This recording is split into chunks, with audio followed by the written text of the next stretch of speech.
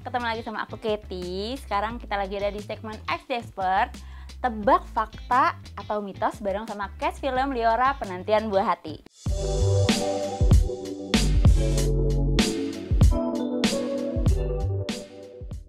Oke, topik kita kali ini pasti relate banget, apalagi untuk para pejuang garis 2 nih, karena banyak banget komentar atau masukan yang mereka terima yang katanya tuh berhasil, tapi ternyata itu bisa jadi sebuah mitos yang dipercaya selama bertahun-tahun. Nah, sekarang nih kita mau main game sama cast dari film Liora, nebak mitos atau fakta bareng sama mereka. Tapi sebelum itu kita kenalan dulu nih sama dua cast yang udah datang ke sini. Ini dia. Oke, boleh dong Kak kenalan perannya di film ini sebagai siapa? Aku Hana Al-Rashid berperan sebagai Nafira. Aku Amy Saras berperan sebagai Vika. Boleh spill dikit nggak perannya itu sebagai apa sih di film ini? Kita di film Liora Penantian Buah Hati berperan sebagai support system Mutia, bestie kita yang sedang mengalami perjuangan untuk menanti buah hati. Oke, udah siap nih kita main mitos dan fakta ya? Siap dong. Let's go. Ngedeg-degan deh. Let's go. Nah, hari ini kita akan banyak belajar. Iya. Aku rasa. Oke, kita akan belajar bareng sama yang lain ya. Oke. Nah, kita akan belajar sama pakarnya nih. Jadi kita nggak sendirian, nanti akan ada dokter dari IVF Morula yang akan jelasin nih. Oke. Kita kenalan dulu sama dokternya. Halo, saya Dr. Gorga. Saya dokter spesialis obstetri dan ginekologi di Morula IVF Jakarta. Oke, jadi aku akan bacain pertanyaan nih. Terus aku hitung 1, 2, 3. Kalian siap-siap jawabannya ya. Oke, siap? Pertanyaan yang pertama. IVF satu-satunya prosedur untuk usaha kehamilan. 1, 2, 3. Satu-satunya. Satu-satunya prosedur untuk usaha kehamilan. Mitos. Jawabannya adalah dua-duanya benar. Oh my god. Karena itu adalah mitos. Iya kan? Nih kita dengerin penjelasan dokter ya. Oke. Mitos. Jadi program hamil itu bisa secara natural, ada induksi ovulasi ya, ada juga proses inseminasi, bahkan yang paling tinggi nanti bisa ke bayi tabung atau IVF. Jadi satu-satunya IVF itu adalah mitos. Oke, jadi itu tuh jawabannya dokternya tuh Kak. Sekarang kita ke pertanyaan kedua ya. Untuk pemeriksaan kesuburan bisa hanya salah satu pihak. Ayahnya doang atau ibunya doang? Aku belum hitung. Gak usah hitung ya. 1, 2, 3. Jawabannya mitos. Jawabannya benar adalah mitos. Iya dong. Dua-duanya dong. Pengetahuan umum ya. Masa perempuannya aja? Seharusnya. Seharusnya. Tapi kan tetap suka ada masih banyak yang belum tahu. Masih salah satu pihak aja kan ya. Nah, kita denger ini kan pendapat kita nih. Pendapat medisnya gimana sih? Kita dengar jawaban dokter. Mitos. Jadi untuk memeriksa kesuburan sebaiknya suami dan istri diperiksa dua-duanya. Karena suami juga punya peran yang sama pastinya dengan istri.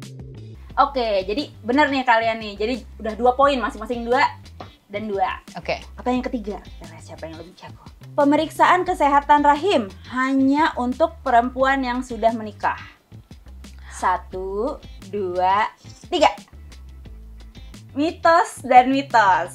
Ini tergantung negara. Iya, ya. makanya aku ngerasanya Nggak kayak tahu. gimana sih? Gue pernah ditolak pemeriksaan soalnya waktu belum nikah. Gue pernah diceramahin. Nah, coba gimana?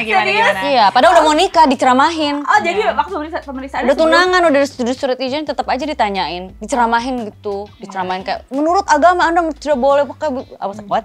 Saya ini di rumah sakit. Jadi kayak, baik. ya, jadi ya. Jawaban yang benar adalah mitos. Oke. Indonesia masih aman nih.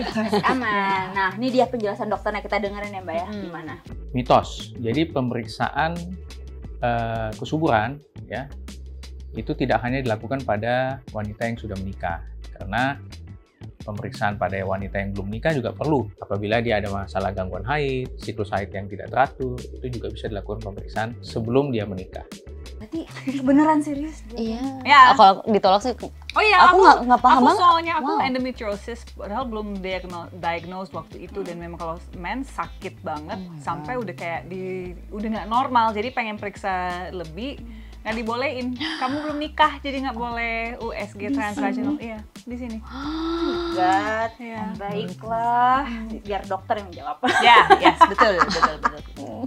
Oke, 3 poin ya. Oke. Weh, sama-sama pinter nih. Oke, pertanyaan Pasti keempat. gagal yang menurutku. Enggak. Pasti jago. Kegagalan hanya kesuksesan yang Tertunda. tertunda. Iya kan? Oh my god. Oke, pertanyaan keempat. Sulit hamil terjadi karena kondisi perempuan yang tidak subur. Kayaknya jago-jago sebelum aku hitung udah diangkat duluan nih. Jawabannya mitos dan mitos. Jawaban yang benar adalah mitos. Jadi belum tentu masalahnya karena perempuan yang tidak subur. Exactly. Oke. Mitos ya. Jadi sulit kehamilan ya. Permasalahan hamil itu tidak hanya melulu dari masalah di wanita. Jadi pria juga harus diperiksa, analisa sperma harus dicek karena bisa saja kesulitan hamil itu berasal dari pria. Kita free consultation nih jadinya lebih baik. Oke, yang terakhir, nih yang kelima. Usia mempengaruhi kesuburan. 1, 2, 3. Iya sih, sedih ya.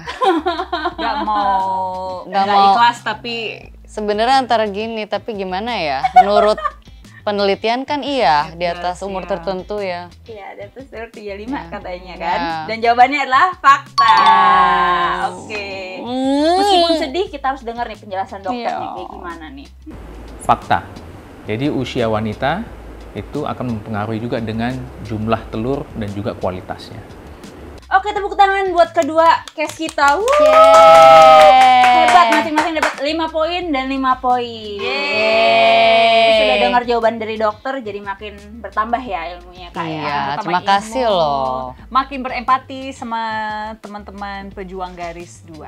Betul banget. Nah, ngomongin pejuang garis 2, promoin dong Kak. Iya nih. Tentang film Liora ini nih, ceritanya tentang apa gitu?